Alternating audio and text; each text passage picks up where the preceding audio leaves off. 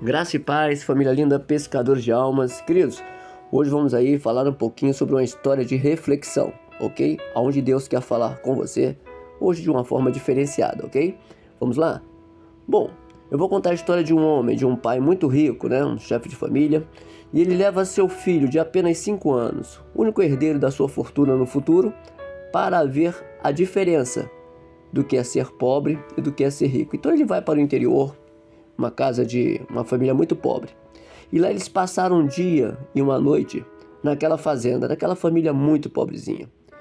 E quando retornaram da viagem, o pai perguntou ao filho: "Como foi a viagem, filho? Gostou?" E o filho falou: "Muito boa, pai, muito boa. Você viu como as pessoas podem ser? Como as pessoas são? Como as pessoas são pobres? Você viu como é a diferença?" O pai perguntou. E o filho respondeu: "Eu vi, pai. E o que é que você aprendeu?" E o filho de 5 anos abaixou um pouquinho o brinquedinho que ele estava nas mãos e falou: "Pai, eu vi que nós temos um cachorro em casa. E eles têm 4, pai, 4 cachorros. Olha, pai, nós temos uma piscina que alcança o meio do jardim. Mas, pai, eles têm um riacho que não tem fim. Nós temos uma varanda coberta e iluminada com uma luz muito bonita, pai. Mas eles têm as estrelas e a lua, e eles ficam contando e a gente ficou rindo e brincando de contar. O nosso quintal, pai, ele vai até o portão da entrada. Mas eles têm uma floresta inteira, pai. A gente brincou muito." E quando o pequeno garoto estava acabando de responder, seu pai ficou ali espantado, estupefato, olhando para o filho. E o filho acrescentou, abraçando seu pai fortemente, falou: "Pai, foi o melhor presente que o Senhor me deu. Muito obrigado. Eu aprendi um pouco. O quanto, pai, o quanto nós somos pobres." Sabe, querido, é uma lição onde uma criança, sem aquela malícia do pai de saber diferenciar, ele começa a ver gestos, atitudes e começa a ver a essência das coisas. Porque o mundo está do jeito que está, porque a vibe do mundo não está no reino, está nesta terra. E essas coisas passam. Uma velhice desmotiva pessoas, uma perca de um emprego desmotiva, sabe? Situações desmotivam e levam as esperanças por água abaixo, porque estamos presos ainda, muitas das vezes enraizados nesta terra.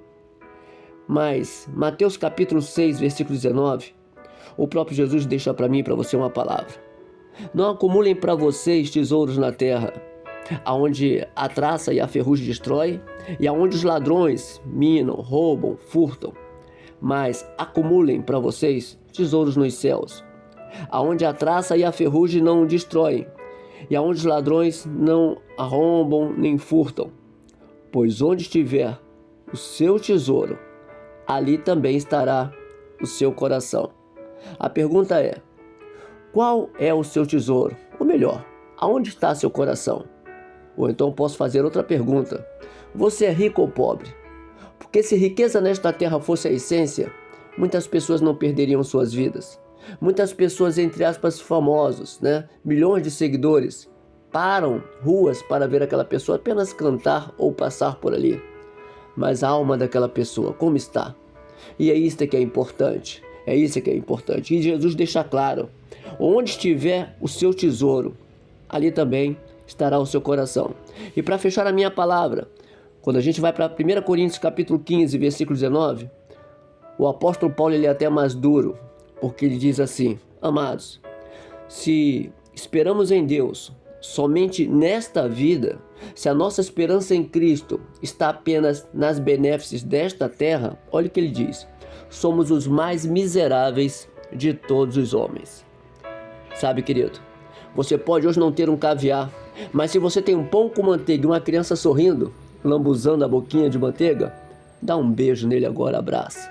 Se você tem uma esposa que faz o café cantando o hino, abrace, agradeça a Deus por essa esposa. Se você tem um marido que glorifica e busca a presença, agradeça a Deus. Porque são essas coisas e o reino de Deus que vai permanecer. Mas o que está apenas nesta terra vai passar. Independente de conta bancária, independente de quantos milhões você tenha, nunca sua alma vai ser comprada pelo dinheiro desta terra. Mas você pode ter sua alma blindada no céu, quando você entrega o seu eu, corpo, alma e espírito, aquele que nós um dia havemos de tratar. E ele te ama, e ele fala, cuidado, não deixe que essas riquezas te sufocam, porque a maior riqueza é ter a presença de Deus na nossa vida. Que Deus te abençoe com essa história de reflexão. Reflita, querido. E eu termino com a mesma pergunta. Você é pobre ou rico? Responda para sua alma, responda para você mesmo, responda para Deus. Que Deus te abençoe rico e poderosamente. Beijo no coração de todos. Graça e paz. Família linda. Pescadores de almas.